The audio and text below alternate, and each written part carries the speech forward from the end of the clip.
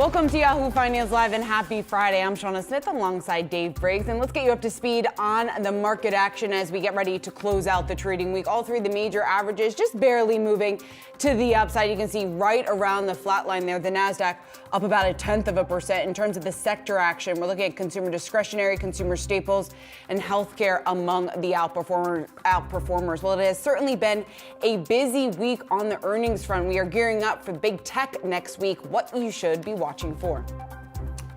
Plus, if you're in the market for a new car and you want to go electric, we have everything you need to know to pick the right car for you. And the summer travel season is around the corner. Airline CEOs saying that demand is high. So we've got to look at how you can score some deals. First, layoffs in tech continue to mount. Lyft shares. Let's check them out right now. On a report, they are up 6.5%. Following this report, the ride-sharing company will significantly cut jobs in an effort to reduce costs. Now, according to the Wall Street Journal, Lyft's latest layoffs could affect nearly 30% of the company, roughly 4,000 workers, and potentially reduce costs by 50%. Joining us now, D.A. Davidson Managing Director Tom Forte and CFRA Research Senior Equity Analyst Angelo Zeno. Angelo, you cover Lyft. Your reaction to the layoff news? Not completely surprised about it, given what we've been seeing, across the markets here over the last couple of months. I mean, given the fact that Lyft's already kind of done a fairly significant cost cut, several months ago now. That being said, I think this kind of tells you what kind of precarious situation that Lyft really is in. I mean, given the share loss that they've had to Uber here over the last couple of years. So overall, I think it was probably something they needed to do. They do need to right-size the business model. They do need to focus on getting that free cash flow sustainably profitable. And but that being said, I think, again, it shows you what kind of position these guys are in. And, we wouldn't be touching this company at all here. Looking ahead, but it was a much needed move in our view. But Angelo, all that being true, can you be surprised given that one of the first things David Risher, the new CEO, said he wanted to work on there is improving morale? Yeah, I mean, that's interesting, right? So this definitely doesn't do that in terms of improving morale. But I will tell you this, I mean, it's almost kind of ripping the Band-Aid in many respects. It's something, again, that needs to get done. You do need to right-size the business model before focusing on anything else. And then, we'll see what they decide to do on a going forward basis. Our fear is they're going to be stuck in maybe this perennial cycle where you continue to see cost cuts as the business model continues to have to struggle against Uber. And we all know, when you kind of think about the Uber and Lyfts of the world, what really kind of works is the scalability of this business model. The way you succeed in this business is by getting that scale up there. And if you can't do that, you're stuck in a position like this. So again, this might not be the last time you see Lyft announce a cost cut of this magnitude. Tom, what do you think about the cuts today? Because over the last year, we're looking at Lyft shares off just about 70%. We know that Lyft has been steadily losing some market share here to Uber. Is this the right move at this point? Sure. So my colleague Tom White covers both Lyft and Uber. And if he were here, he would tell you that where Uber's done a good job versus Lyft is essentially having their Uber Eats service, which gave them a little more flexibility when you saw a slowdown in ride sharing. Now, the move, though, to cost cuts via layoffs is very consistent with what we've seen in big tech. If you look at companies reporting next week, in particular, Amazon, Roku, and Pinterest all engaged in a second round of layoffs in the March quarter. So in that regard, I think what Lyft is doing is very consistent with what you're seeing in big tech right now, which is a lot of cost management via layoffs. All right, so let's get the bigger picture now. Earnings season really gets underway in tech starting next week. We'll hear from Microsoft, Alphabet, Meta, Amazon, and Snap next week. And the following week, we'll hear from Apple. Tom, let's stay with you. And overall, your expectations going into that pivotal earnings season. Yeah, so expectations are very low.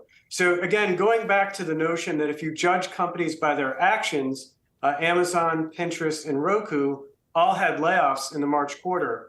In the case of Amazon, late in the quarter. And if they're laying off people, especially late in the quarter, that suggests that the macroeconomic challenges are getting more difficult.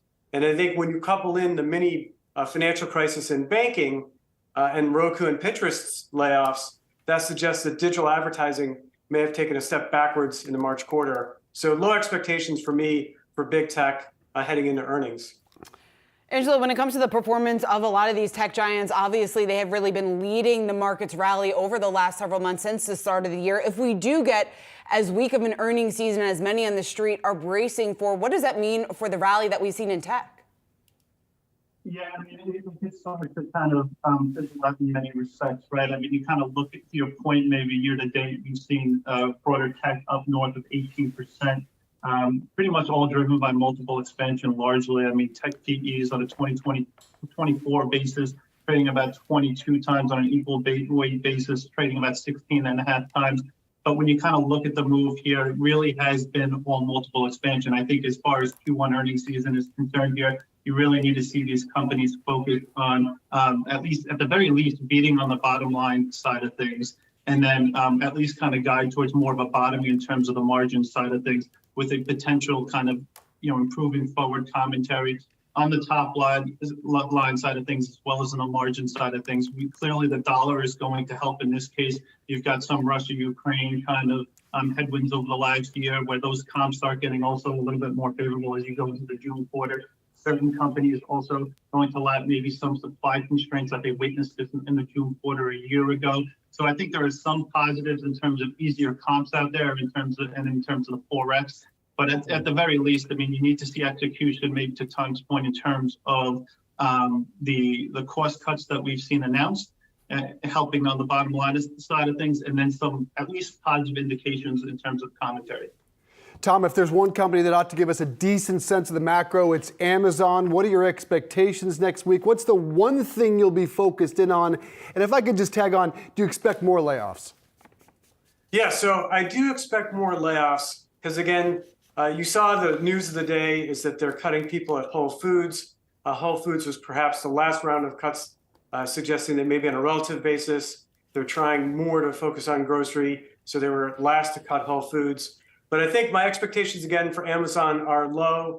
I do think, though, that the weakening of the U.S. dollar versus major currencies should help Amazon, could perhaps add as much as $1 billion to our revenue forecast for the quarter. Yes, it's encouraging that cost cuts may lead to some better margin, but I'm concerned that, this is definitely not the Amazon of 10, 20 years ago, and you can't cut yourself into, strong footing. So low expectations for Amazon. Angelo, two names that you cover, Meta and Alphabet, Google, they are both really participating in this hype that we have seen surrounding AI. How big of a driver do you expect that to be for those two stocks, at least in the near term? Yeah, I mean, clearly when we saw Q4 earnings season take place, a lot of it was really driven on AI, the excitement there, and that kind of, helped that big, the rally here over the last couple of months. And our view here, I mean, you're going to hear a lot on the AI side of things from both companies. Clearly there's been, I think, more negativity in terms of the Alphabet side of things, which really has held back the multiple in that stocks. We do think a lot of those concerns are a bit of an overreaction. Hopefully they put some of those issues to rest here in terms of the quarter. But more importantly, I think you're going to see, AI talked about more so for Alphabet in terms of their Google I/O conference in May. So that's probably more what Alphabet in terms of the May event, rather than what we're going to see here next week as far as AI is concerned.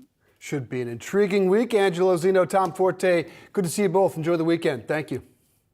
All right, Tesla trading up a little over 1% an hour from the close this trading week. The EV maker raising prices. Yes, I said raising, after those 6 consecutive cuts on its X and S models today, after a slew of price cuts intended to drum up demands. But all those price cuts impacted the company's bottom line. Gross margins falling short of the street's expectations in Tesla's most recent earnings report. You saw the stock drop 10% the other day on earnings. And a group of Tesla investors reportedly seeking a meeting with the board to discuss Elon Musk's leadership. They allege Elon's focus is not completely on Tesla, that he's distracted with all his other commitments. And Shauna, some interesting language coming out. Not sure if this is attributed directly to the letter, but one of them saying, quote, unprecedented to be a CEO and running two other companies at the same time. I can't imagine any other board allowing a CEO to have as many outside business activities. Yeah, certainly the challenges, the pressure here mounting on Elon Musk. I think he's facing a lot of pressure, not only from shareholders, but also clearly from the street. A number of analysts taking issue with the numbers that we saw in Wednesday night's report. When you look at the pressure that we're seeing on margins, lots of questions just about how long this is going to last. When we take a look at what analysts did as a result of this earnings report that we got earlier this week, Truist downgrading the stock today, cutting it down to hold, slashing its price target to 154 from 245. So that was a reduction of almost $100. And then you can see earlier this week, 6 analysts there lowering their price target when it comes to Tesla. So where that leaves us, 50% of the analysts covering the stock now have a rating of buy. That's down from 65% earlier this year. So we certainly are starting to see Wall Street change their tune. Musk not only under the pressure here from the street when it comes to the analyst perspective, also clearly from shareholders with this letter that was sent. So we'll see whether or not things change and if he's going to be spending more time at Tesla as a result. I don't know. Yeah, look, the Twitter thing is for real. He's still obsessed by it, tweeting all day long, replying to people all day long, including Stephen King, which we'll get into later in the show.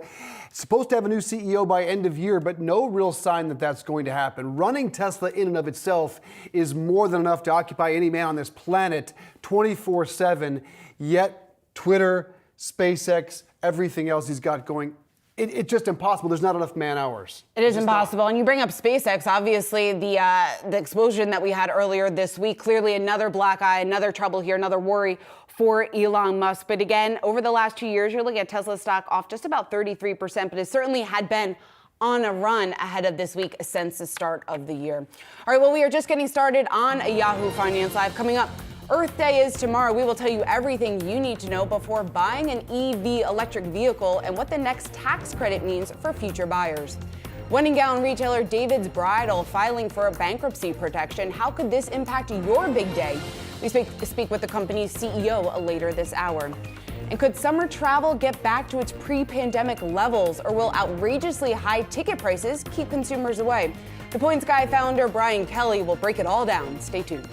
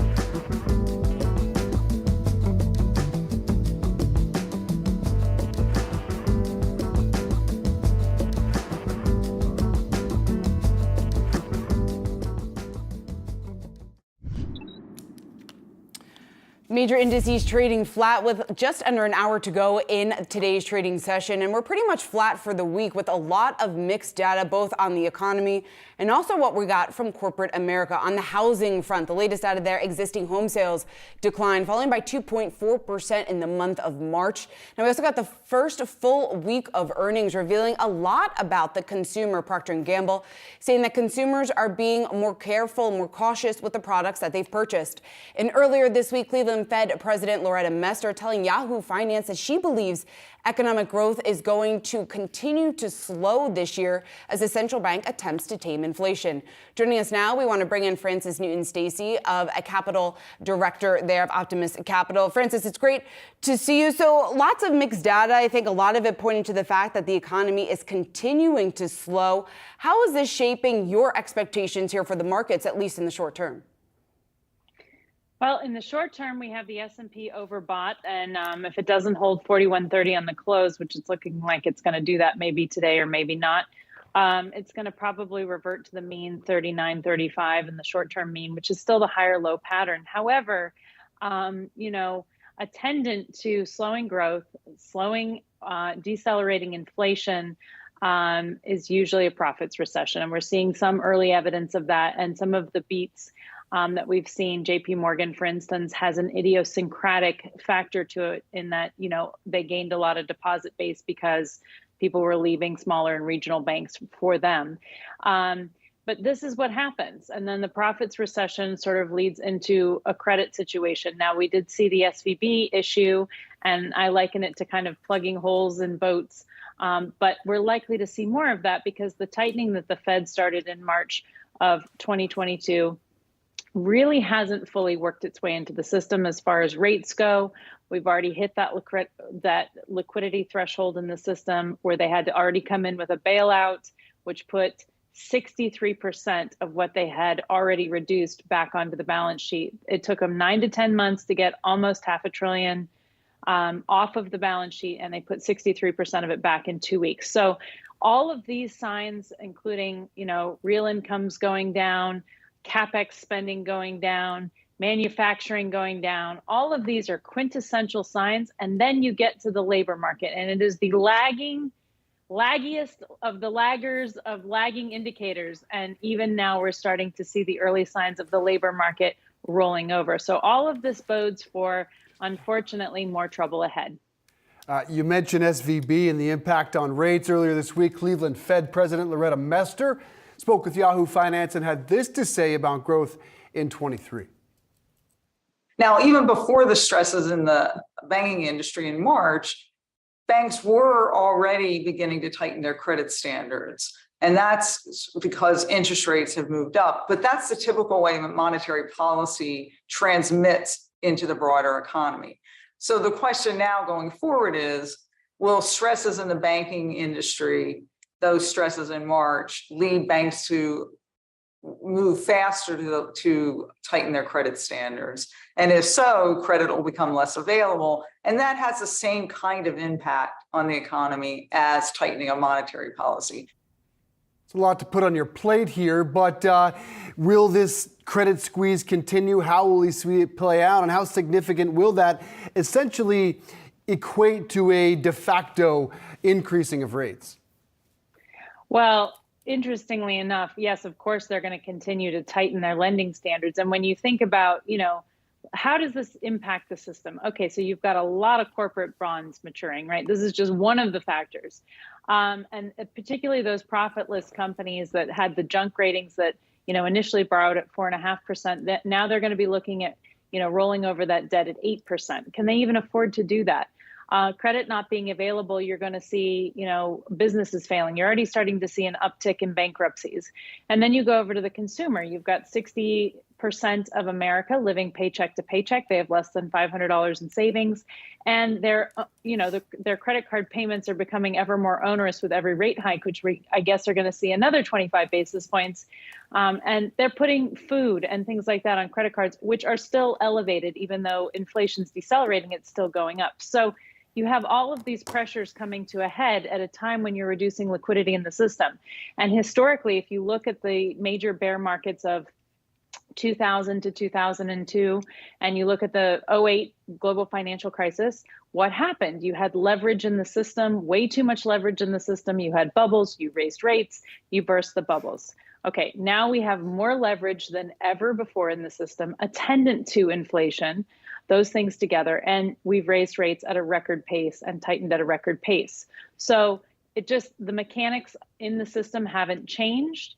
I'm not saying that this is going to happen tomorrow. In addition to that, you have the debt ceiling conversation. So which one of these shoes drops first and which one drops when, I don't know. But all of that bodes for the fact that this is really a bear market rally akin to 2001. And basically, the credit conditions are going to determine more weakness in the equity markets going forward.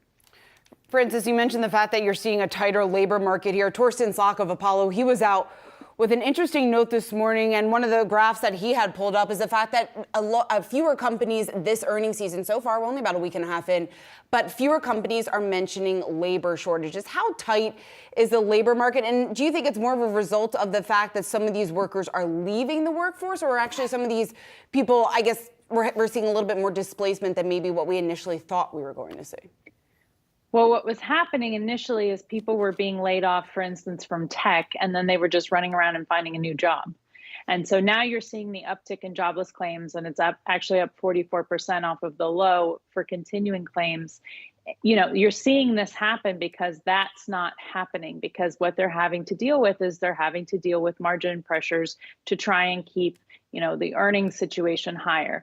And the costs have remained, inflation's been sticky, costs have been high, so they're lowering costs. But what they're really probably not prepared for is the demand coming off of the top line at the rate that it probably will, should we have more credit problems. And, that 60% of America that's living paycheck to paycheck, that's the majority of people. So while the 40%, which are sort of defined by having assets and savings, are still spending, also things that were kind of keeping the bubble inflated, if you will, was, consumer spending and retail and savings and all of these things that, came out of the pandemic. All of those things have rolled over simultaneously. So it's just looking pretty dire. I don't like to be overly negative. It's just, we have to look at the data. We have to be responsible. The risk is rising in the system for a credit event every single day because the tightening hasn't worked its way through the system. We're continuing to tighten.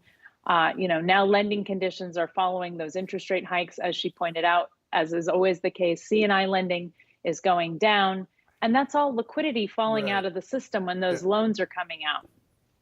A healthy dose of skepticism about the markets indeed and the macro. Francis Newton, Stacey, thanks for joining us. Appreciate that.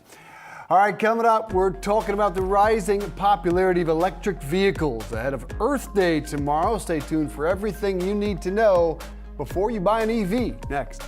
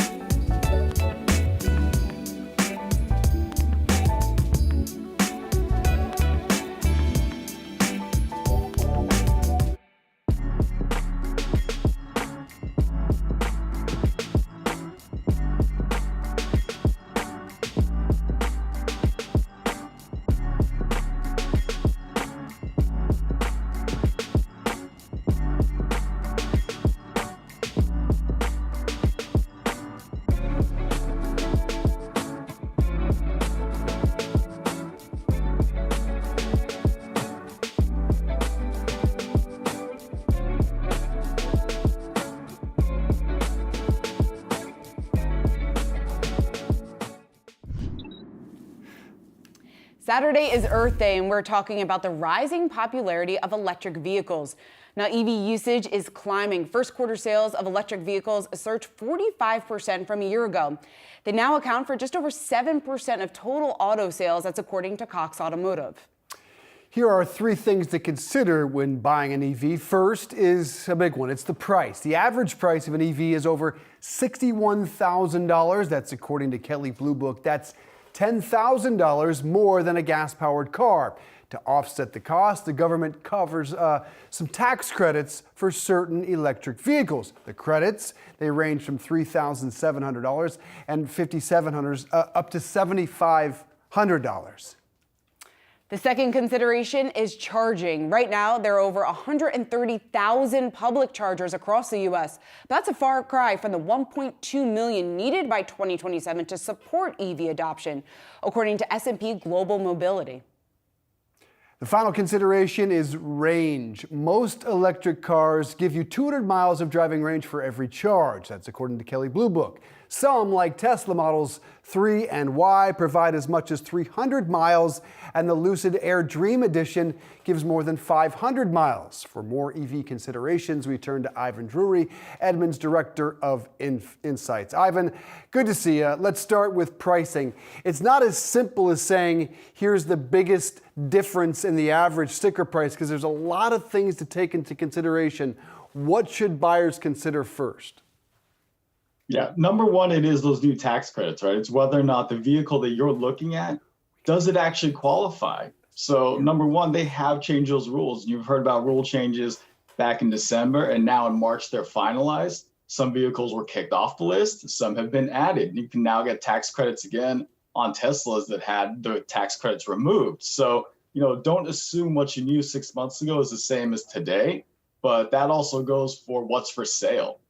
There's so many more vehicles that are EVs that are for sale in general. Typically people think of Tesla as like the Kleenex of EVs, but nowadays you can get them from very mainstream automakers like Ford and Hyundai. So really the research level that you have to do for an EV, it's greatly increased, but the payoff's fantastic too, because we have more selection and we have more incentivization.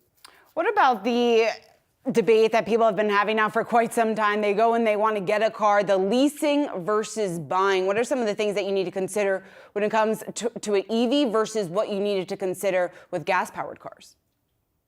Yeah, here's the great thing is that there's actually a loophole in this new tax credit. So as much as you've heard about where the battery must be, how much chemical components United States based or free trade country based, whereas the vehicle manufactured, the final assembly, that kind of goes by the wayside when you look at commercial leasing.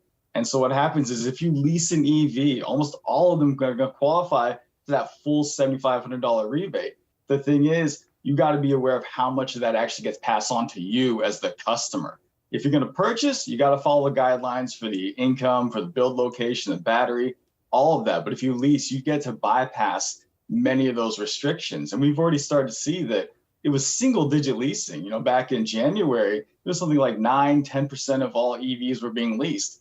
But as the loophole came into effect and more OEMs are aware of this and we're incentivizing their EV leases, we've seen it shoot up to 30%, which is far closer to what a historical norm for EV leasing is, which is more like 50-60%, because a lot of people, they're still testing the waters with these vehicles. They don't know whether or not it's right for them. They might even be trying a brand that they've never had in the past. And the thing is that when you buy a vehicle, you want to go with what you know, right? A lot of loyalty comes into play when it comes to vehicle purchases. So leasing was a heavily used, manner of purchase back in the days, and it looks like it's going to come back, and it really is what the customer wants.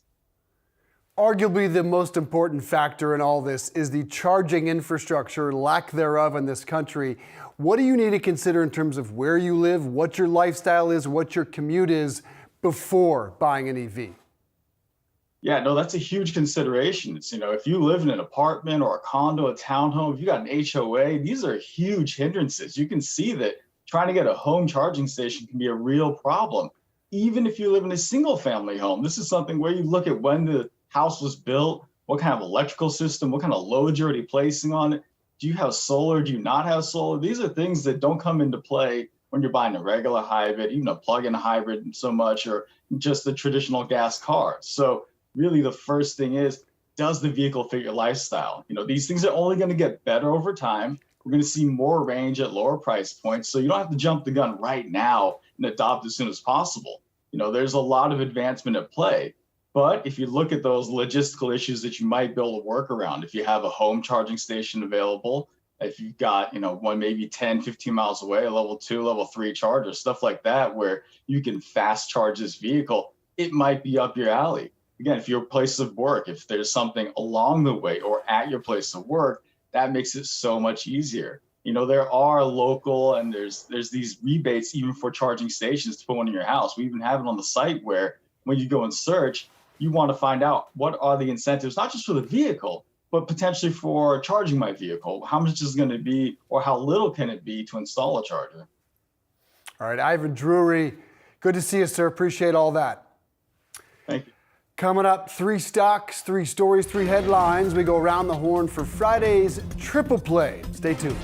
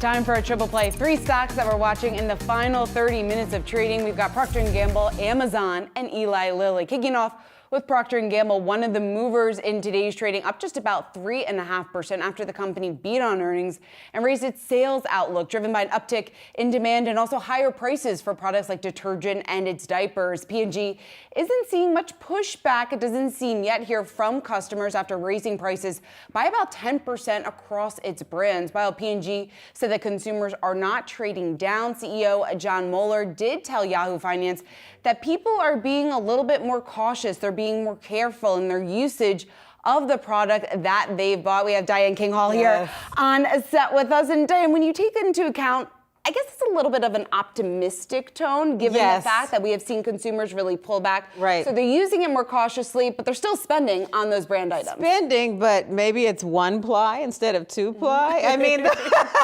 the one thing, I know, never go 1-ply. No. Right, that's an absolute non-starter. Not worth it. Not worth it. That is not where we cut corners.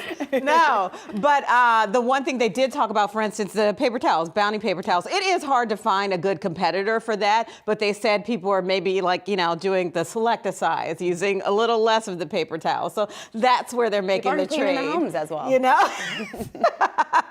No, they're still cleaning. Just, maybe, I don't know. I hope they're not reusing the paper towel. Now, we are seeing, though, fourth straight quarter of declining volumes for P&G, which is an interesting number. Now, they're being offset, of course, by inflation.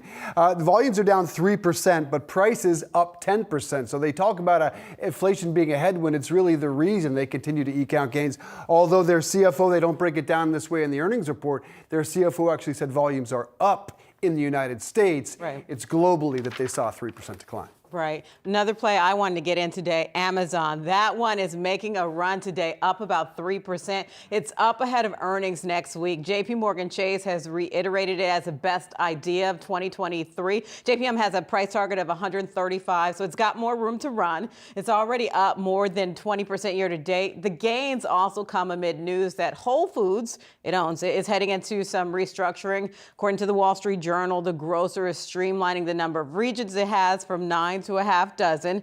Now, streamline means job cuts. And Whole Foods says it is planning a small number of layoffs, roughly 0.5% of its workforce. Again, as for today, that stock is hot. It's approaching its high for the year. So it's really making a run, Yeah, analyst Tom Forte, who covers Amazon, said he's expecting a disappointing performance overall. He expects more layoffs, but he reiterated you cannot cut your way to growth there at Amazon. This is not necessarily Meta, where you can have the year of efficiencies and your stock price continues to gain. They're going to need something else, and that's going to need to be AWS. Yeah. That's what they have to show positive growth. Yeah, they do, but we know that growth there in that sector has really been slowing now for quite some time. They posted 20% growth in AWS for the fourth quarter. That was below the street's expectations, and in this economic environment, a lot of businesses are pulling back on their spending, and those cloud divisions are getting hurt. So if we see a disappointing number here from AWS, from Amazon, that could be bad news for the stock. Yeah, big gains to end the week, though. My play is Eli Lilly. More big gains to end the week. LLY is a trending ticker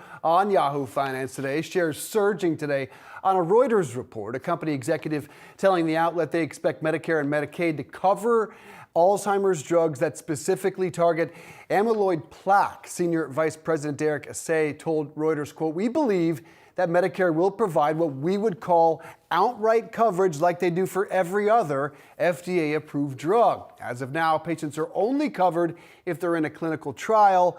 Otherwise, the drug carries a substantial out-of-pocket cost." The other potential major catalyst for investors is, of course, that diabetes drug, Mounjaro, which is expected to be improved in the months ahead to treat weight loss. Right now, approved to treat diabetes. We will talk more Mounjaro, Ozempic, and that other category later in the show. But you can see shares up 2.7%, another 52-week high for Eli Lilly, with probably some more room to run. It is expensive, but probably considerable room to run. Some think Mounjaro is a $25 billion a year drug. I was just going to say that the explosive expectations, explosive growth that we could see here from this drug could really be a massive game changer for Eli Lilly. When you take into account all of these companies getting into this space, the weight management space. We had Weight Watchers make a strategic acquisition. We had Teladoc earlier this week entering that business, having its platform entering weight loss management. So certainly it's something that the street gets excited about. When you say numbers like $25 billion a year, it makes a heck of a lot of sense. Yeah, initially when I saw the run today, I thought it was something happened with Mounjaro, and I was like, oh, it's not even that yet. So it's coming. That stock is going to pop even more. The artificial intelligence of Big Pharma. You were the first to Just point remember at that. All right. Remember to give me credit for that, all right? Coming up, the bell rings for another round in the ongoing fight between DeSantis and Disney. But is fighting Mickey Mouse an effective political strategy? We'll discuss with the Raging Cajun, James Carville, next.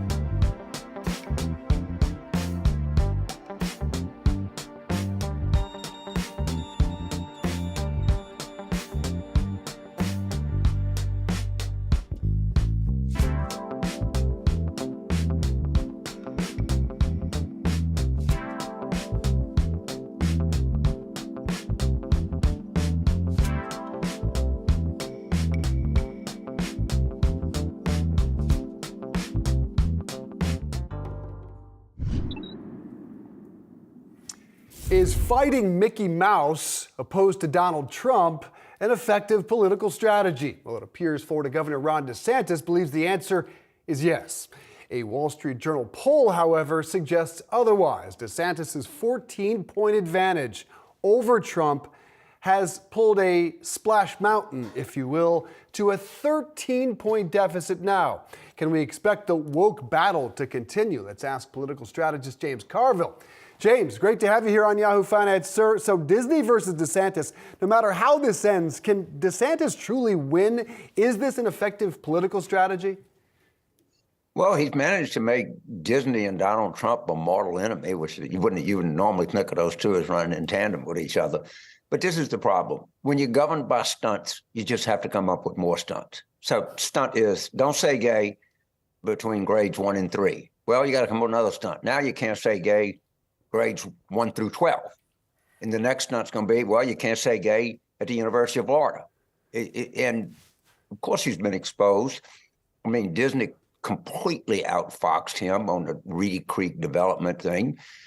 Trump has just so outfoxed him on eating pudding with his fingers or anything.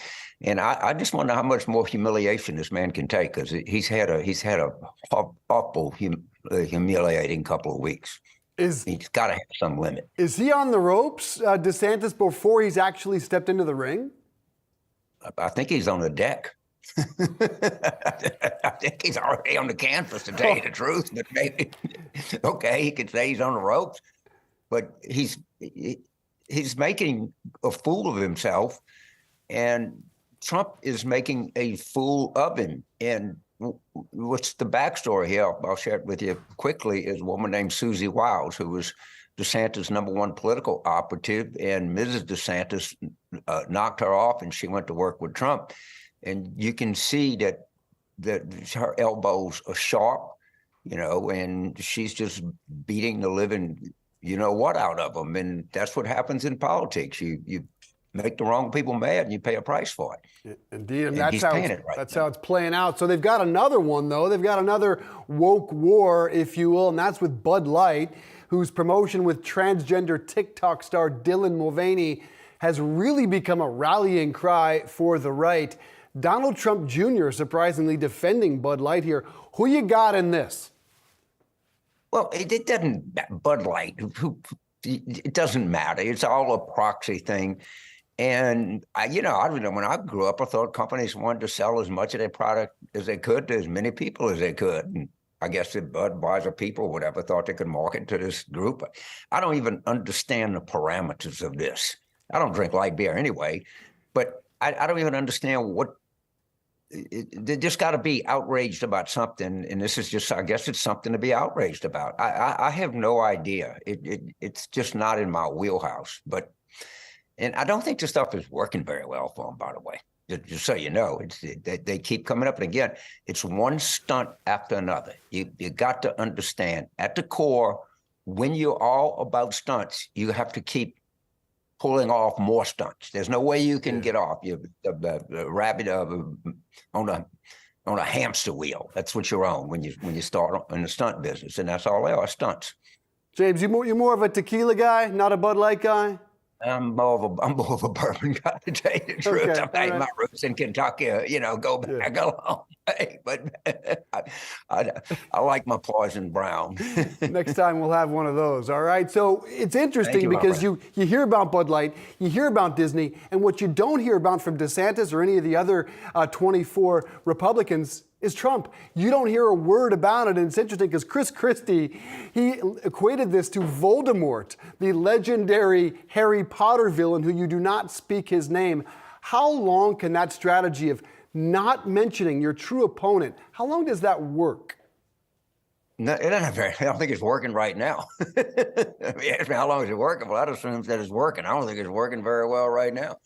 Look, I think all of America politics can be summed up by the incident in Kansas City. The granddad, the grandson, and the black guy. That explains everything that you need to know. And the granddad had Fox blaring on the TV, every waking hour he was up. The grandson didn't like it. And of course, he shoots, unfortunately, the black kid. And that, to understand that is to understand the modern Republican Party. You don't need any other explanation. Is it over? Is Trump the 24 nominee? Well, it certainly feels that way. And, you know, if there's a recession, who am I to sit here and say he can't win again? No one in their right mind can say that, you know, I don't know how many more indictments are coming. I don't know how more anything else is. I think a change of like 42,000 votes, he'd have won in 2020. So he's a worthy adversary, and people better pay attention to what's going on there. And if we don't get turnout up in some of these heavily Democratic areas, I'm scared to death about 2024. I'll be honest with you.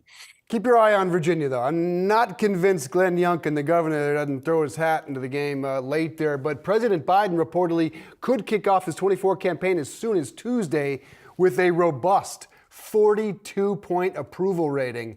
What could go wrong there? Are you excited for the Biden campaign to run again? Well, I mean, look, it's politics. What could go wrong? A lot could go wrong, and a lot probably will. That's just the nature. I don't think Youngkin has any chance at all to get the Republican nomination, as long as Trump is there. Now, if some reason he's unable to run, or health issues or legal issues or something like that, then you'd probably have a different ballgame. But Trump is the Republican Party. We shouldn't kid ourselves. We should, you know, maybe some Republicans don't like to hear that, but he is, and he dominates it like no one I've ever seen in my life dominate any political party. So I don't think Trump cares a which patootie about Glenn Youngkin at all. Who would you like to see challenge Joe Biden on the left? Or do you think he's the right nominee for right now? Well, let's just put it very simply. There are more people working in America than any time in 50 years. There are more people that have health care in America than any time in American history. Well, those are two pretty important metrics in assessing the success of a presidency. And by those metrics, probably the most successful president we've had the last 100 years. So you'd like him to be the nominee, yes? Yeah, I mean, I think he deserves to be renominated, and in all likelihood he will be. And he'll be 82 when he is running in 24. No, you're not going to get away from that. No, I agree. And you know, you can pivot to the right, you can pivot to the left, but you can't pivot younger. They're going to have to deal with that, and I think they know it. Indeed. James Carville, great to have you here on Yahoo Finance. Appreciate that. All right, Shauna. Good interview. Thank you, sir. Thanks there, Dave.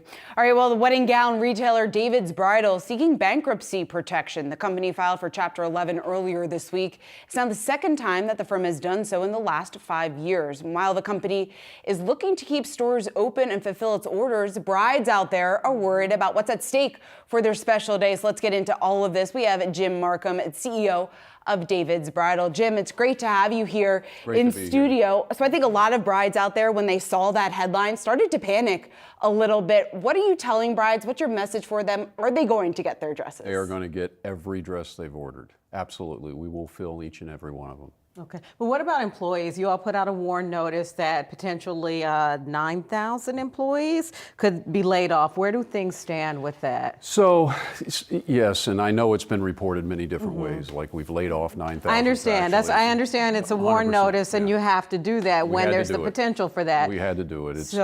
And really, it's coming from the fact we have the strategic process going on. When we went into court to make sure that we had plenty of time to get the strategic process completed, right? There's still a lot of uncertainty, right? Okay. Uncertainty as to who the buyer is and how many stores they may want, you know, and those kind of things. And, you know, we're optimistic. A lot of people are doing work. But as a requirement, we did have to give that heads up. And in the heads up, we explained everything very transparently.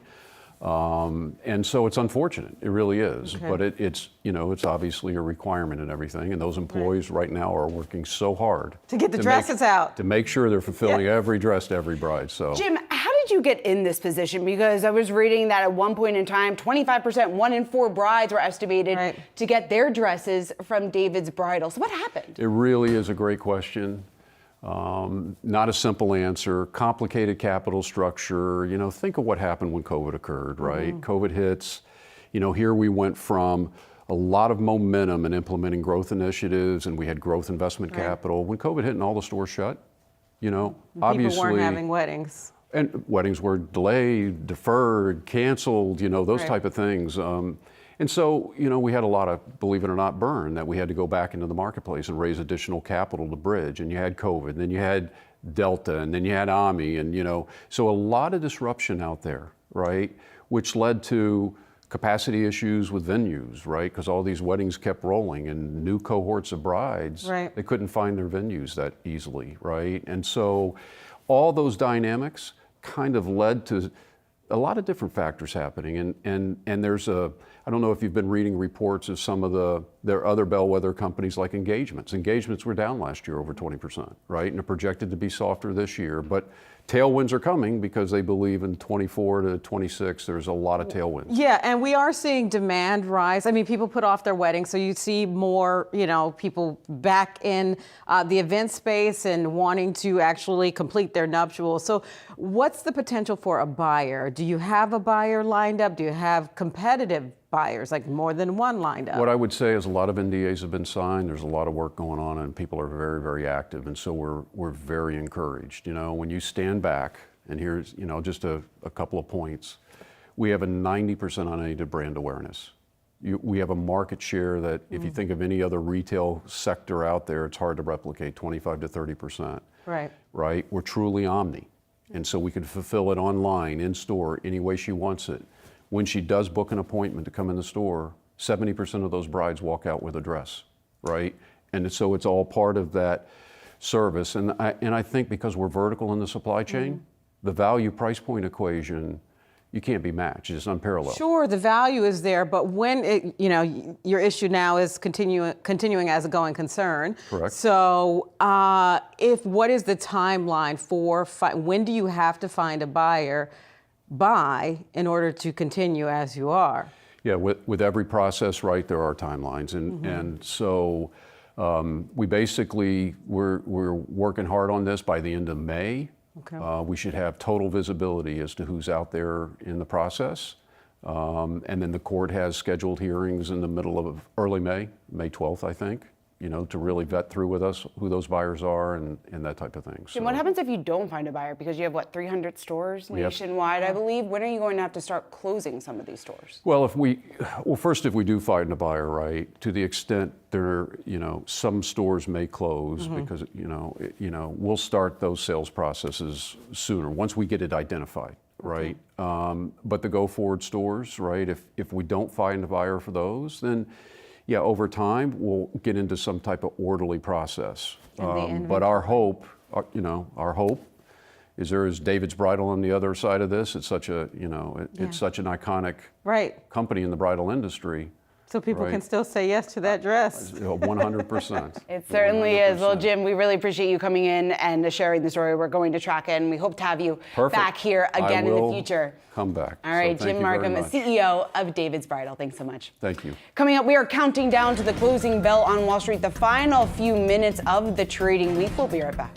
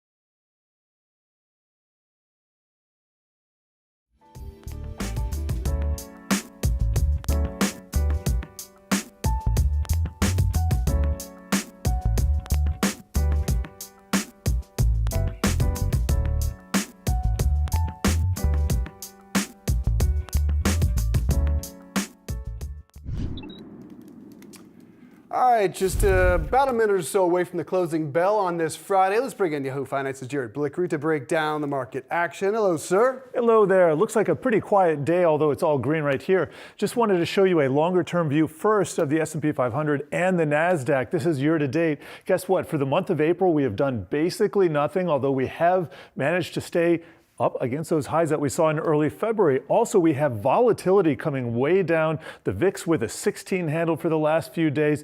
Meanwhile, the VIX of the VIX, that is creeping up. So all in all, we could have another situation next week where we punch above. This is the S&P 500, some of these resistance levels, or in the Nasdaq, and that would be with a VIX that remains low, or guess what? We got the VIX higher and we see a sell-off next week. Here are the here are the sectors for the week. Staples in the lead, followed by real estate, utilities.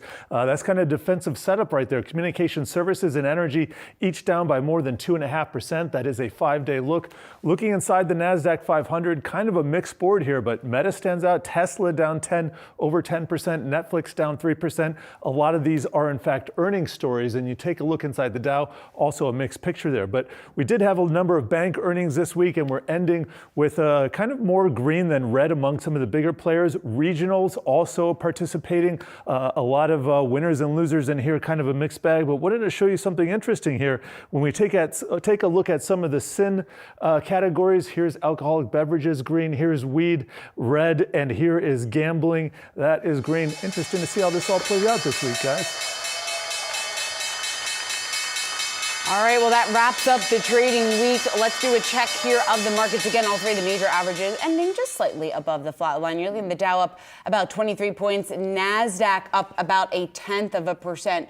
When you take a look at the sector action, consumer discretionary really among the outperformers in the trading action that we saw today. Also, consumer staples trading to the upside as well. In terms of the underperformers, materials, that sector off just about 1%. Okay, thank you, Shauna. Been a wild week for Tesla, hadn't it? What a ride. Down more than 10% over the last 5 days. The EV maker's Q1 earnings disappointing the street. Gross margins really coming in below expectation, and that was the focus going in, revealing a profit miss as the company slashed prices on its vehicles to spur demand. Then today announcing price hikes on models S and X. The stock closing up just over 1% today. Choose your own adventure here, Shauna. We could talk about any number of things for the past week in Tesla. I was going to say, there's certainly a lot to unpack, a number of headlines coming out. When it comes to the price of the Model S and the Model X, what they were just raising there, the prices of those two vehicles, to put this in perspective, it's still lower than what they were at the end of the first quarter, which was only 3.5 to 4 weeks ago. So yes, we are seeing a little bit of an increase there, but certainly not going to have, you wouldn't think, a huge impact on Tesla, given the fact that the Model Y and the Model 3 are their top sellers there. But when it comes to how the street was looking at these results here, the profit margins clearly under pressure. 7 analysts, I believe it was, lowered their price targets on the stock. Truist downgraded it to a hold today. So I think the street is kind of taking pause, catching its breath, trying to figure out exactly what Tesla looks like, at least in the coming quarters, given the fact that they might be under some pressure in the near term. And I'm just quickly watching the 17 shareholders writing a letter. They own a combined $1.5 billion in Tesla shares. They say they've got a governance problem, that Elon Musk, the CEO, is distracted. Far too many duties. His attention is diverted. Will there be some changes? This has been the call for weeks, months, more than a year. Will he find someone to run Twitter by the end of year? I'm not holding my breath. I'm not holding my breath either. All right, let's get to another big story, and that's big tech and media layoffs mounting this week.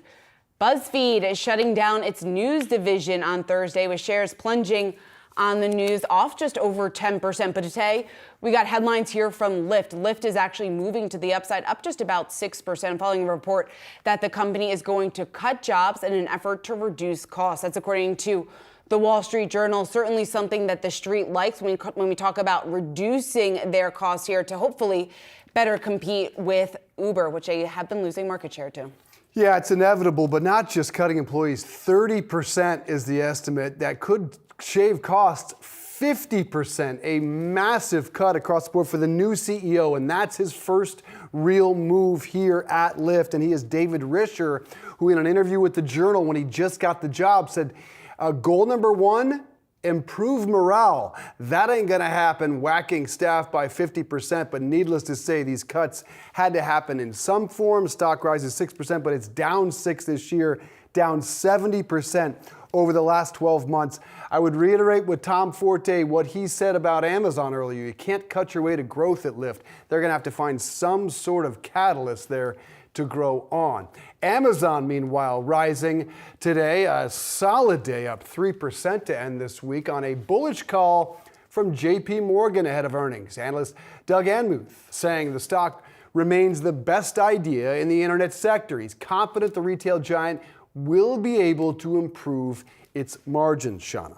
Yeah, certainly. I think Amazon is going to be under pressure when it comes to these earnings results because all eyes are going to be focused on that cloud division, AWS. We know it's so critical here for Amazon, but the cost-cutting measures you would think maybe will help offset some of that slowing growth that we are expected to see. Just the degree of that is, I think, what the street is debating right now. We did get that report this morning that they're going to be cutting, or they are cutting, Whole Foods workers, not a large amount, but also the online sales, which we don't tend to talk about as much when it comes to Amazon because it is such a massive business.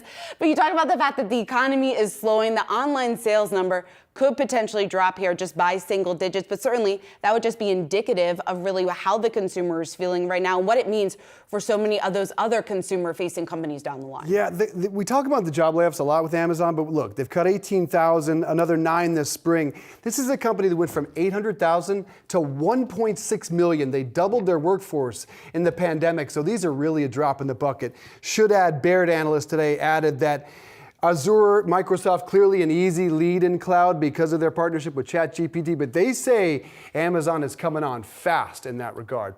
Okay, the fight over the debt limit is just getting started as a possible default looms large over Congress and President Biden. Yahoo Finance senior columnist Rick Newman following that story closely with Bidenomics. Rick, what is going to happen here? Will the president get a bill on his desk? Will anything get through the House? Guys, I've tried to ignore this story all year to the extent possible until it seems like it really is time to start paying attention to it. And I'm afraid it does seem like it's time to start paying attention to it. And part of the reason is that the so-called X date, when the Treasury Department is literally going to run short of money and not be able to pay all of its bills, it could be looming sooner than we have anticipated.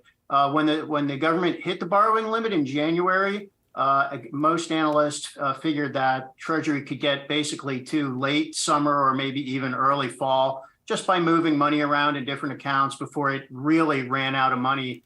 But something interesting has happened recently, which is it appears that federal tax receipts from the tax filing season are coming in lighter than expected. So the government is going to have less revenue coming in that it can use to pay bills, which means we're going to hit that X date sooner. Now, we're going to get some official data on that next week, but that's what the preliminary story is. And it looks like we could hit this point as early as the middle of June. And if you look at what happened in 2011, which is the last time we really had a serious debt ceiling smackdown that caused some problems, it was within about a 6-week window of that X date that markets really started to get nervous. And that went very badly. They did end up raising the debt ceiling at the very last second back in 2011, but we got so close to defaulting that the S&P 500 stock index fell by 17%, and it took 6 months for it to bounce back. So there was real damage caused in 2011, and there's a chance that that could happen again this year. Nobody knows how this is going to get resolved. We know the Republicans put forth their own plan to raise the debt ceiling this week. Democrats who control the Senate are not going to agree with much of that plan. So it's kind of a little itty-bitty starting point. At least somebody's proposing something, but it's nowhere near a solution. So it could get uncomfortable and maybe even ugly within the next few weeks. Rick, do you think Speaker McCarthy's plan, do you think it's even going to get enough support within the House to even get to that next level? That's a great question. The thing to watch next week. So he's introduced the plan. That's step one. Now Republicans who control the House with about a 5-vote majority, now they actually need to pass that bill if they're going to say to the Democrats who control the Senate, okay, this is our opening bid. Now you have to respond to this. So call it maybe 60% chance the Republicans will be able to pass that bill next week. If they do, then it puts Democrats a little bit on the defensive, suggesting that they may have to negotiate and make some concessions ultimately to get the borrowing limit raised. If Republicans cannot pass their plan, we're still at a big fat nowhere, because Republicans won't agree to raise the borrowing limit. But if they can't pass their own plan, then they can't even tell the world what they will accept. So this could get more chaotic before it gets resolved, or we could get a step closer with the Republicans passing that in the House next week. If the leadership fight was any indication, don't hold your breath on the Republicans agreeing on anything. Any chance this impacts Biden in 24? Absolutely. So what Biden has tried to do all along is take the high road, basically say, look, we have our own plan to deal with, $32 trillion worth of national debt. Biden's plan is basically to raise taxes, and Republicans say no. So Biden is just sitting back and letting Republicans are the obstructionists here. So it's on the Republican Party to do two things. Number one, suggest a way out of this, since they're the ones who said they won't vote to raise the limit. And two, to try to get some political gain out of this. There's no evidence from these battles in the past that this has ever helped Republicans win a general election, and it has probably hurt them.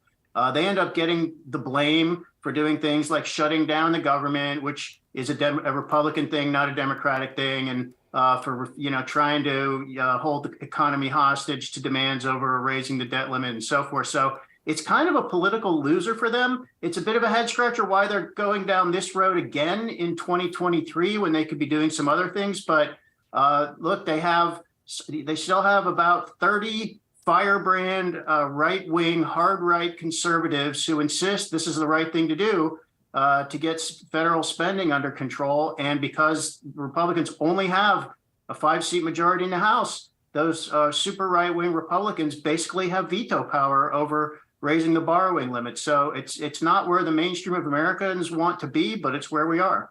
A showdown far from over. Rick Newman, always great to see you. Have a good weekend. Bye, guys. You too. All right, coming up, Raising Cane's is upping its game when it comes to employee appreciation. The company's co-CEO joins us on the other side of the break.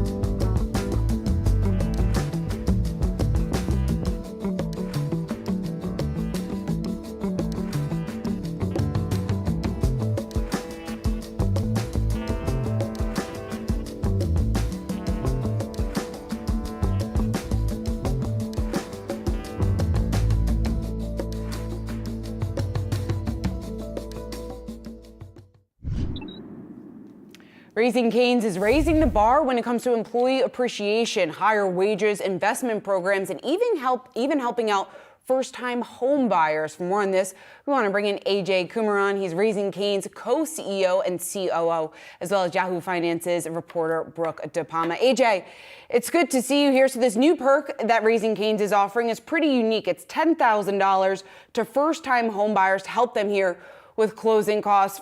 Two questions off the bat. Why are you doing it? And what's the reaction that you've been getting here from employees since you made the announcement? Good to be here, Shauna. I'll answer the second question first. The reaction has been incredible. Our people are very thankful for all that we're able to do together as a business. To answer your first question, why are we doing this? It's the right thing to do. You know, this is a people business. It is people taking care of people, and this is us taking care of them. We've been continuing to do as much as possible for our leaders in our business so that they could be industry leading when it comes to the support that they receive, the careers that they have, and then the personal lifestyle and the well-being that they can count on. So this is one step ahead into the future for that. And another investment that you're making is a $9 million investment to move minimum wage to $18. That's an average of $19.50, along with opportunities for hourly workers to earn $2 more per an hour. Training programs. You're also offering more money for crew members who work at night past 10 p.m. How does this help with retention rates? You know, retention should definitely improve. We are blessed. We have some of the best retention rates in the entire industry. You know, we want to provide opportunity for crew members to drive their wage rate based on various contributions they make to the business. Working late night, like past 10 o'clock is one of them. Working as a trainer, training other crew members is another one. So we are providing various opportunities. So they are sort of driving themselves to be able to get more money and put more towards their families. It has been good, though. The 9 million number, that is probably on the low end. It is a much bigger number as we grow. We're one of the fastest growing restaurant businesses in the country. AJ, how can you do this? Because you're in a time where your costs are going up. Chicken prices obviously have been up over the last year. Now you're offering employee benefits here, more employee benefits. You're raising prices. How can you afford this? You know, honestly, we think, and I very much believe in this, that once you take care of people, the business will pay for itself. Obviously, you have to be smart in these investments. And these are what I call very smart people investments that deliver into, you know, both in business as well as in profitability, not just in top line, right? So if you have well-trained crew members being retained, great crew members who have the potential being attracted into the business, then, you know, it's a no-brainer. And at the end of the day, Shauna, this is the right thing to do. And really, we've been doing this for the last 26 years. This is nothing new. And this comes at a time where you're also heavily investing in unit growth. You plan to open 1,500 domestic locations as well as international, one of them being a flagship store here in New York City in Times Square. You're bringing in restaurant leaders to help with that launch. One additional benefit is also the ability to pay rent, or rather employees be rent-free for 3 to 6 months. So how does bringing restaurant leaders in to open these locations ultimately help drive sales? You know, we have learned that a restaurant is more than just serving food. It's also showcasing our culture. And to really do that well, we have to take well-trained, being a part of our journey leaders who are also interested in going into other parts of the country, have a little fun, or perhaps have a real appetite for training, et cetera. We're providing a platform and an opportunity for them to do that. It is a total win-win.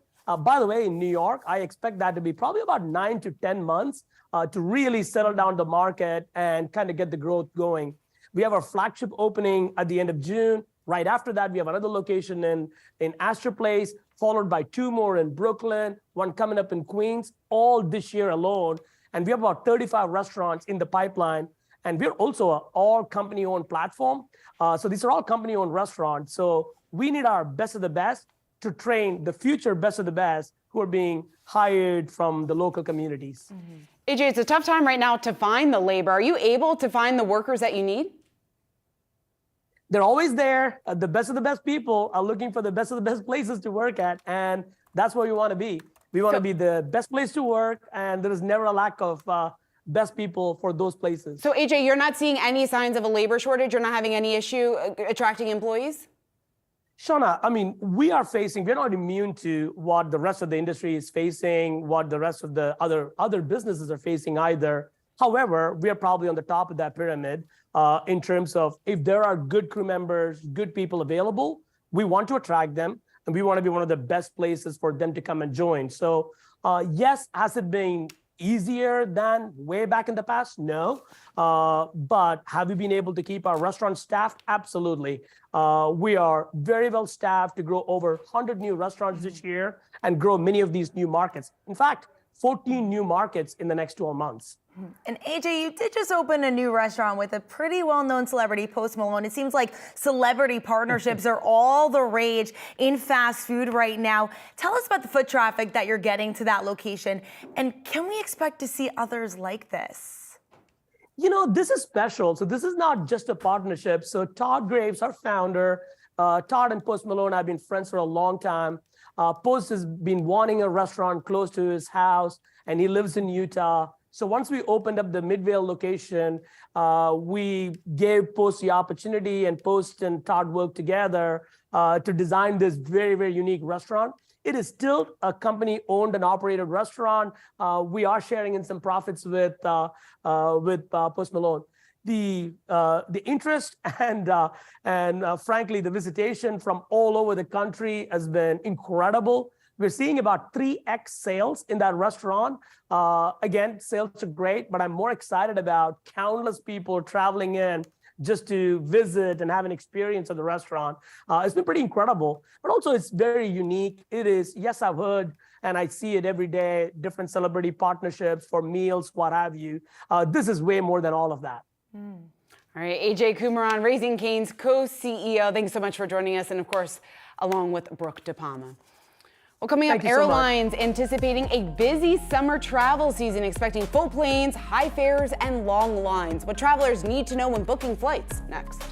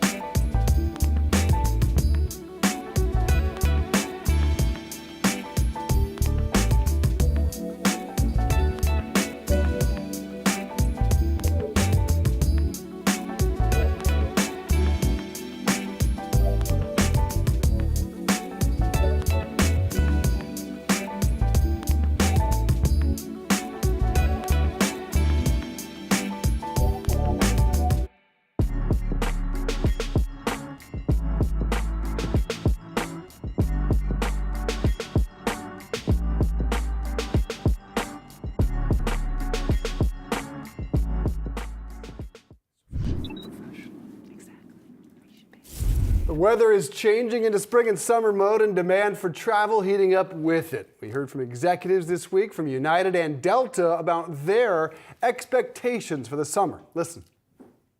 The outlook for summer is strong, particularly international. Our consumers are prioritizing spend on premium experiences, and that's our sweet spot. We deliver some of the best experience in the sky, and consumers are wanting to travel. There appears to be a clear change in seasonality that is causing peak leisure demand months, March through October, to be even stronger, while months that were historically reliant on business demand are weaker. That particularly impacts January, February, and the first half of November and December.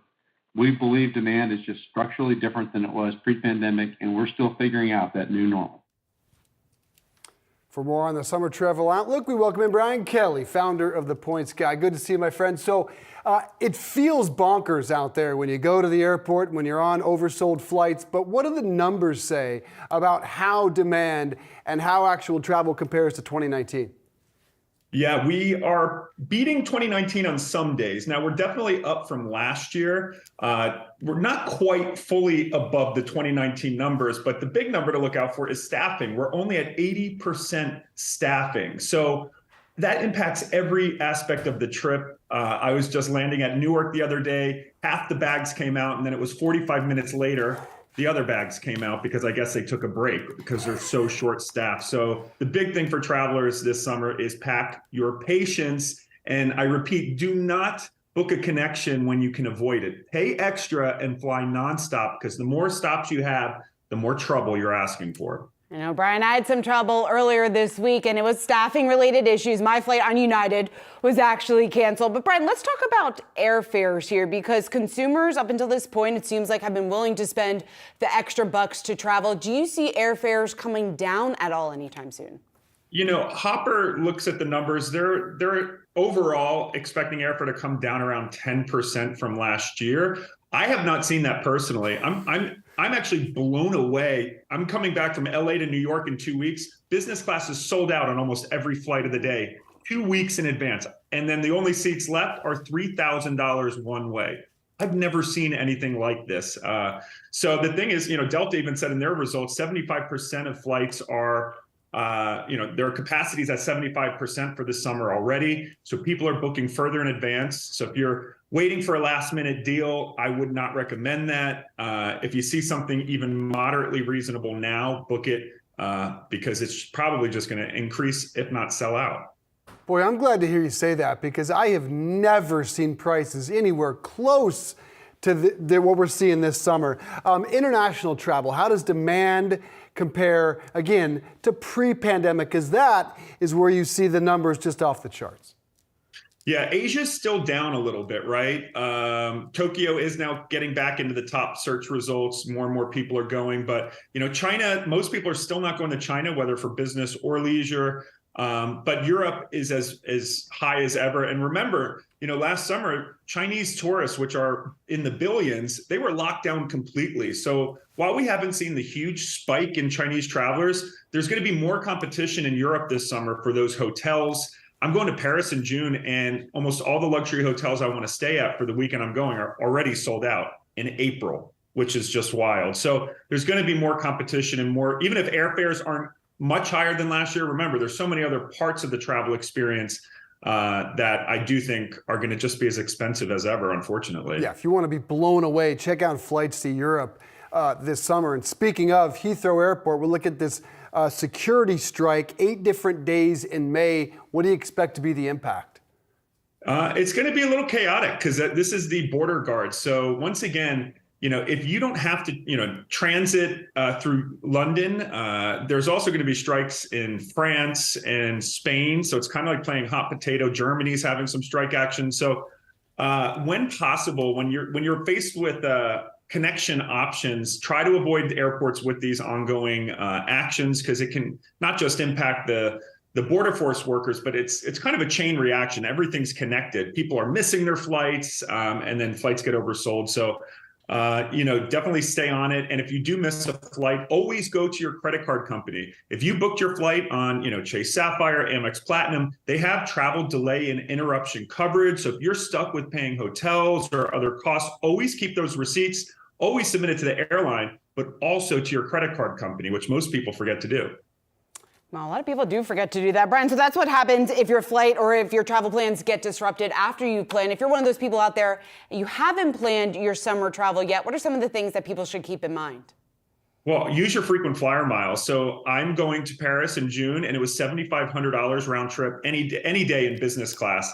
And Air France has frequent flyer awards for 55,000 miles each way. And you can transfer Amex, Chase, Citi, all to Air France. So I'm getting like 6 cents per mile in value just by using my frequent flyer miles. You can even buy Air France miles at a discount now for 1.5 cents a piece. I'm basically buying it via miles, business class, for $2,000 versus paying $7,500. So while fares are really expensive, there are still deals using your frequent flyer miles. And remember, when you use your miles, you can change your flight last minute pretty much free of charge versus getting hit with huge change fees when you buy a ticket. So don't assume that frequent flyer miles are worthless this summer because fares are high. It's the exact opposite. They're worth even more than ever. Important things to keep in mind. Brian Kelly, thanks as always for joining us, founder of The Points Guy. Well, coming up, Elon Musk drawing the line between the haves and have-nots on Twitter, and there are plenty of outrage as a result. We're going to break it all down. Dave's Rant next.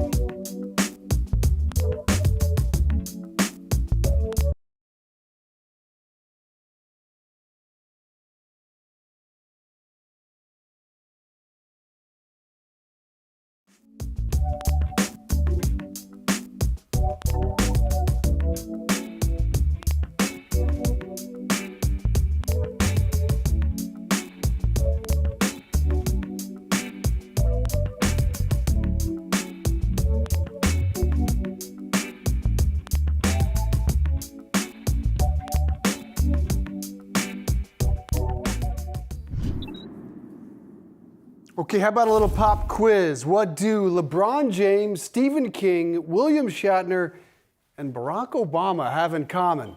Perhaps only Elon Musk knows the answer. The Twitter and Tesla CEO allowed that foursome to keep their blue check marks free of charge. The rest of the top Twitterati left angry and unverified. Can you imagine? The Pope, Donald Trump, Beyonce, Taylor Swift, the Biebs, Kim Kardashian, Oprah, even footballer Ronaldo and his team of 108 million followers in the same bucket as you and me, checklists.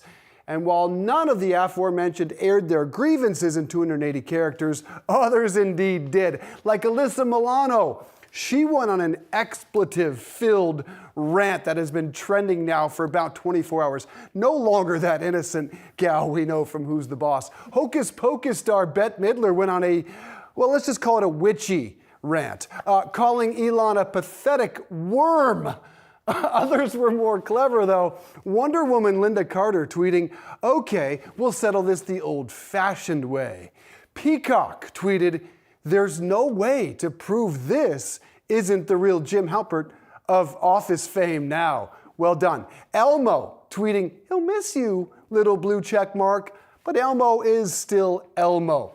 And lastly, Dan rather succinctly said, "This proves you can buy a blue checkmark, but you can't buy class." So what does this reveal about Elon and his business sense? Yes, he's often brilliant, but he's consistently inconsistent at best, hypocritical at worst. It really echoes what he's done with AI. He called for an AI pause globally and then revealed plans for Truth GPT. Here's how insider tech correspondent Callie Hayes put it to us. Musk is definitely a man of contradictions, to put it politely. He tends to say things and do something else. I think people who have followed him for the last several years would not argue with that. Taking away most blue checks, leaving others for no real apparent reason while charging the masses $8 a month is really on brand for Elon and ultimately devalues the very thing he wants us all to value. Shauna, Diane, do I have it wrong here? Do you want the blue check mark more now because you can simply pay for it? Or do you want it less? I think you want it less. I think it totally devalues the blue check mark. And I think this is going to backfire on Elon Musk. You mentioned the fact that he's a man of contradiction. He's a man that tends to backpedal some of the decisions that he initially made because of the backlash, because of the frustration that so many people are feeling right now. I wouldn't be too surprised if he reverses course on this one, remember when he initially installed the pay to play provision, basically, and you had users impersonating companies, like someone had impersonated Eli Lilly and PepsiCo, and with the PepsiCo, they had tweeted something like, "Coke is better." It is.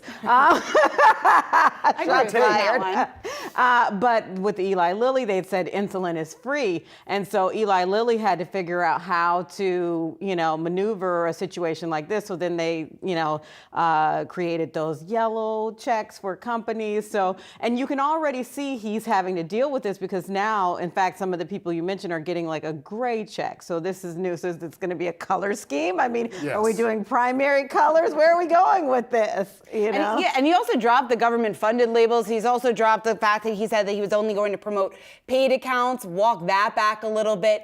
So Elon Musk, he's drumming up a lot of attention, clearly on Twitter, something that has been the case now for well over a year. If this is a smart move for Twitter, no, it's not. Because it's the loyal base. Things at the wall and seeing what sticks. Not a lot is sticking. And this doesn't appear to be sticking because this was his main profit generator. This is how he was going to make Twitter profitable. And clearly the masses are saying, I'll pass. Never mind. I don't want. Now, what will happen, though, when you do see the fakes, the people that come on and impersonate Ronaldo, for example. That's the challenge, fraud. But that will hurt Twitter. That will not help if there's just mass confusion over who is the real celebrity. No one cares about me losing my blue check mark, right? I do. I assume you both lost yours. No, now you all are with me. I'm one of us.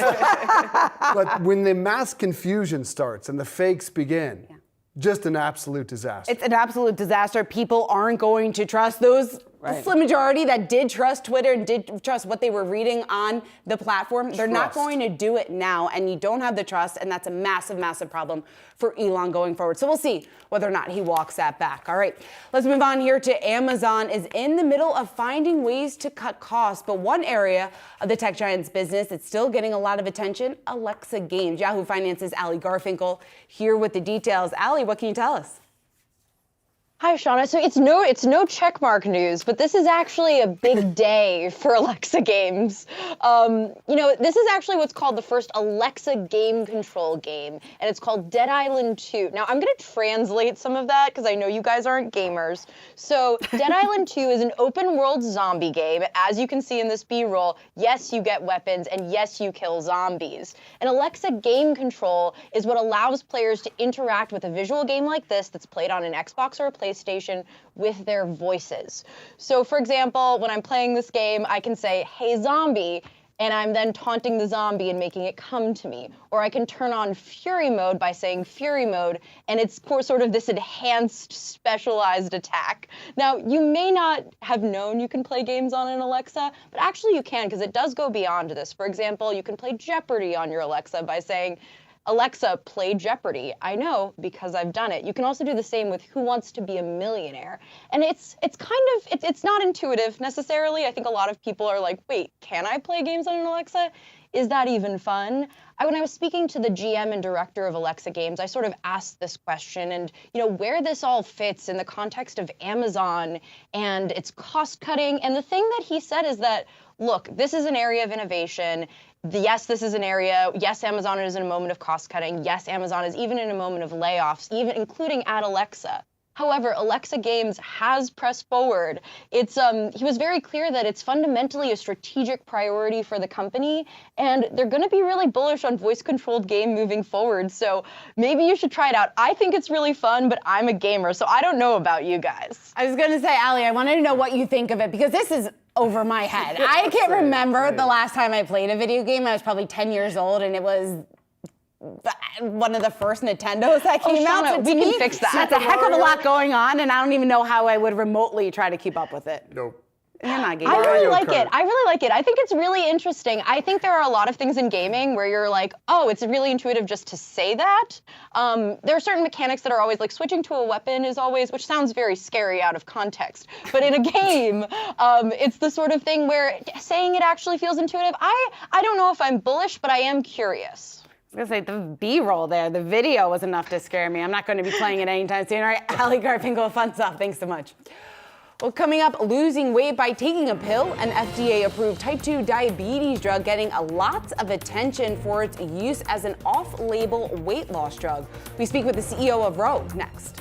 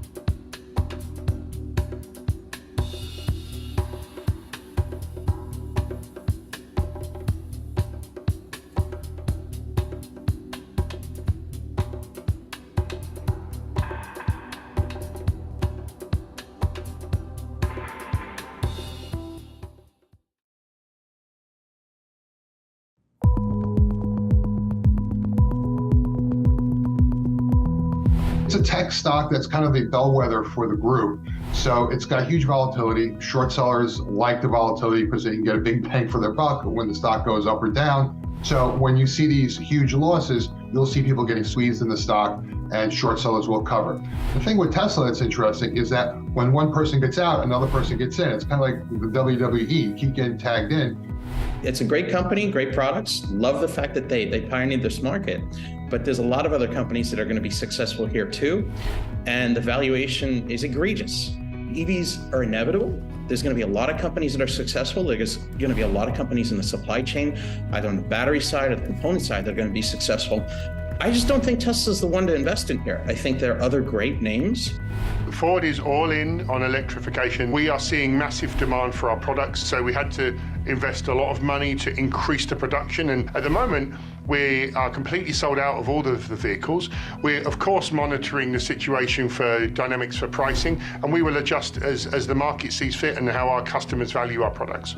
So I think Tesla is just being the first one out the gates to cut pricing. Remember, pricing went up a lot in 2022. Tesla has the ability to cut pricing, and I actually think that other automakers are inevitably going to have to follow suit.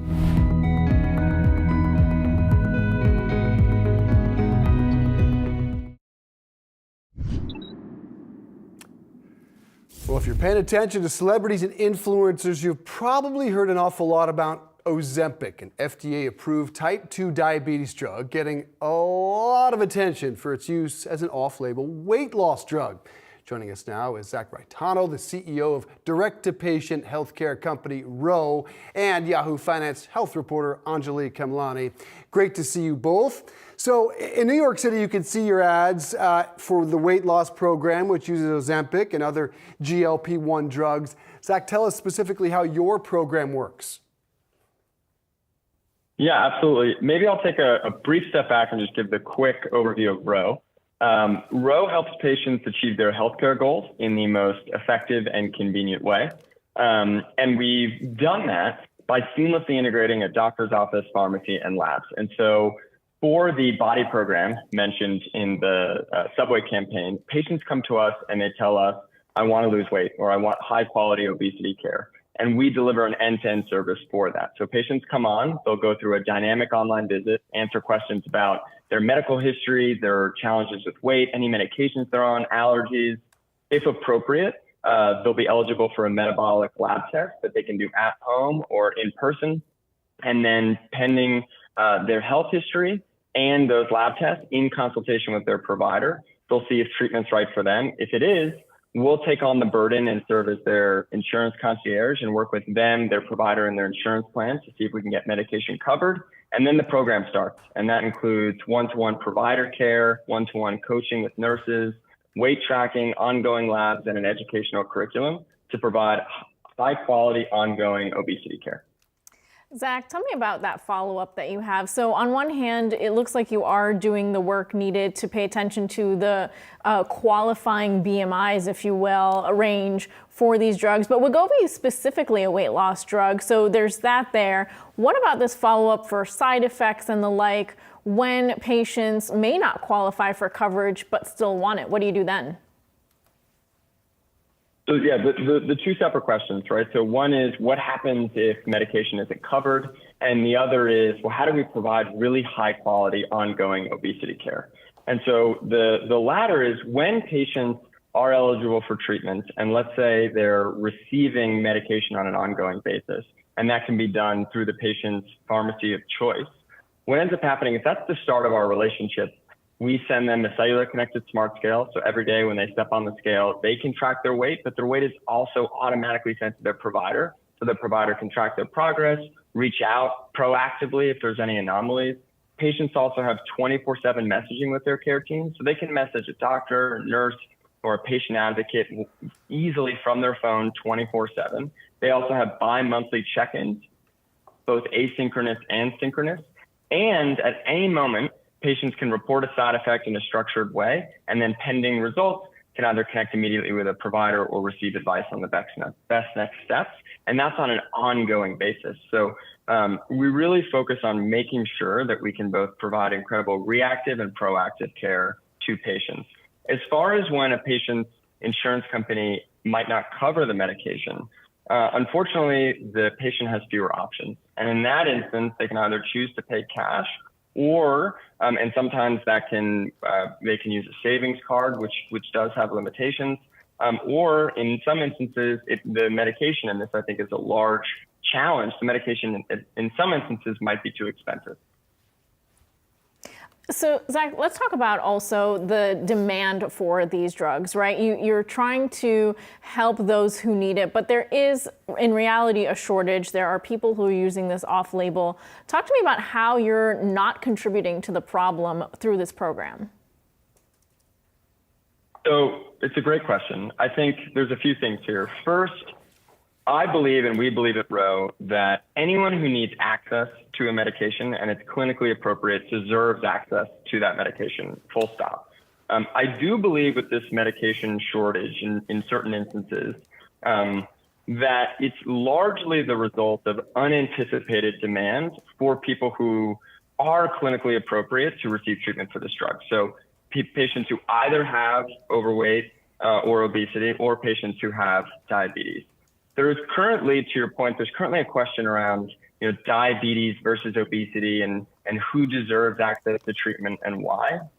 And the first part there is it's a little bit of a false dichotomy there, because according to the CDC, about 89% of patients who have diabetes also have overweight or have obesity. And the majority of the US population, about 76% of the US population, has overweight and has obesity, with about 43% having obesity. So just zooming out, the majority of the US population is clinically eligible and to receive treatment through this revolutionary medication. And so I think that is one of the primary, if not the primary driver of this medication shortage. Obviously, we at Roe do not support people using the medication where it is not clinically appropriate and it's outside the bounds of what you described. Yeah, and we've spent a lot of time and energy making sure that's the case. And that's where I want to follow up here, Zach, because spend 2 minutes on TikTok, you'll see thousands of people who are using these drugs, simply cosmetic, quick weight loss, and you're seeing that on every social media platform, quite frankly. Is it being overprescribed? And how dangerous is that ultimately for these people? They will have to stay on it forever. Yeah, so this drug is absolutely not intended for the people who want to lose a quick 5 to 10 pounds, right? It's for people who need high quality ongoing obesity care. And to your point, in terms of the safety and efficacy profile, the risks and benefits, the medication has only been studied in a certain select group, right? So patients who have a BMI of plus 27 with comorbidities, or a BMI of plus 30. So there are only certain patients, to your point, where we have really great clinical research and studies, and those are the patients who should receive treatment using this medication. In terms of the ongoing use, you are right that the majority of patients do need to continue use to continue to see the effects of the medication. But I do think that the question itself is a really interesting one, because it does highlight, I think, our society's viewpoint about obesity. We don't view it in our mind in the way that we should, which is a disease that is deserving of ongoing care. And what I mean by that is we wouldn't be surprised if a patient going off of their blood pressure medication or going off of their cholesterol medication, where their blood pressure increased or their cholesterol increased. But when it comes to treating obesity, we are very surprised or shocked when someone going off of a potentially life-changing medication, when they go off it, they no longer see the results. And I think that underscores both that obesity is a disease worthy of high-quality care, and that we don't view it the same as others and in the way that we should. A lot more information needs to get out there. Zach Gaetano, Anjali Kamlani, thank you both. Appreciate that. Coming up, the summer blockbuster season is almost upon us. We'll tell you the top films moviegoers are excited to see on the other side of the break.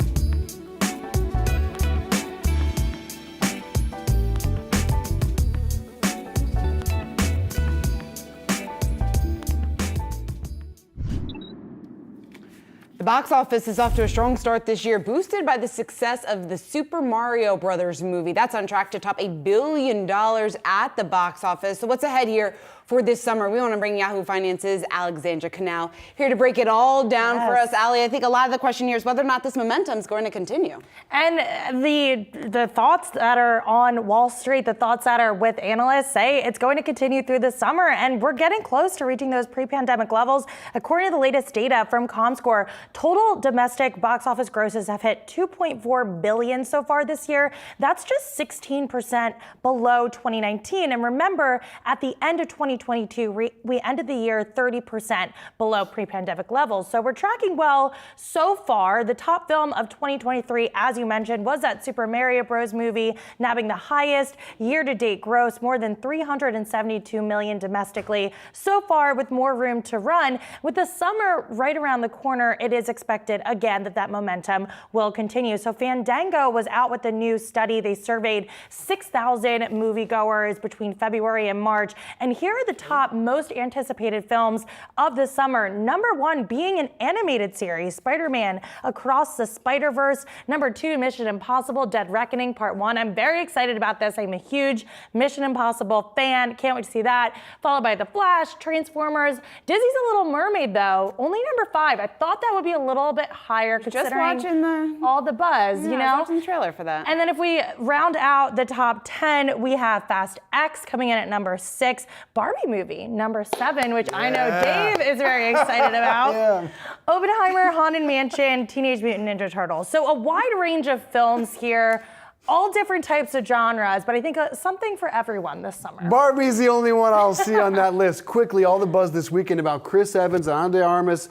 Big Apple TV flick, kind of in that gray man glass onion, blockbuster streamer. Yeah, we were just talking about it in the break, Dave, about how a lot of these streamers, it feels like their bread and butter is more so series. I think when Apple TV Plus is part of that conversation with Ted Lasso, Shrinking. Those have sort of been their big success stories, but they've also been successful in movies. Remember, Coda won the Oscar not that long ago. We also had a movie starring Tom Hanks called Greyhound. So they do have this star power. Of course, Ana de Armas, Chris Evans, they are this power duo. They're heating it up, man. Yeah, and they've starred in a few movies. So I think the hope is that they'll attract people. And we know that Apple and Amazon, too, they want to lean heavily into movies, investing $1 billion to produce movies for theaters. That's easy to do when you're a big tech giant. Ted Lasso's been a stinker, man. I know. So they need a winner, all about man. Barbie this summer. That's right. Barbie summer. Ali C., good to see you. Thank you. Closing time here at Yahoo Finance. Let's get you caught up on next week's events. Next week going to be all earnings. On Monday, we hear from Coca-Cola and Whirlpool. Tuesday, we get the results from GM, JetBlue, Pepsi, and Chipotle.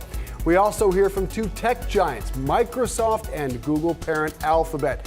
Wednesday brings numbers from Boeing, Meta, eBay, and Mattel. Thursday, the big ones come after the bell, Intel and Amazon. We will also be getting some key economic data next week. On Tuesday, we'll get data on home prices and new home sales, along with consumer confidence. Wednesday is durable goods orders. Thursday, we get the first look at Q1 GDP numbers. We will also get personal income and spending data along with consumer sentiment. And finally, it's widely believed that President Biden will formally announce that he is running for president in 2024. Biden has made it clear he is running for re-election, but has yet to properly make an announcement. We'll see whether or not we get that next week. All right, well, that does it for us today. And for this week on Yahoo Finance Live, be sure to come back on Monday, 3 p.m. Eastern Time. Have a great weekend.